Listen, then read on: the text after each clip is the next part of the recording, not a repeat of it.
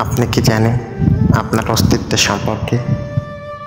তাহলে একটু নীরবে চিন্তা করে দেখুন। 100 বছর আগের কথা। হয়তো আপনি এই দুনিয়াতে একসময় ছিলেন না।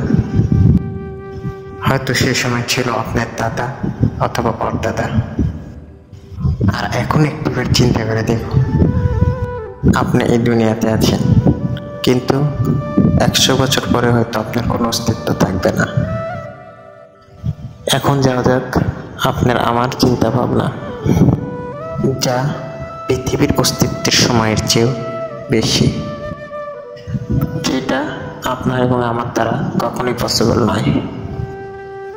হয়তো আপনি আমি আজ আছি, কাল নেই। তাই যতটুকু সময় এখানে আমরা থাকবো, যতটুকু পারবো ভালো কিছু করে যাওয়ার জন্য।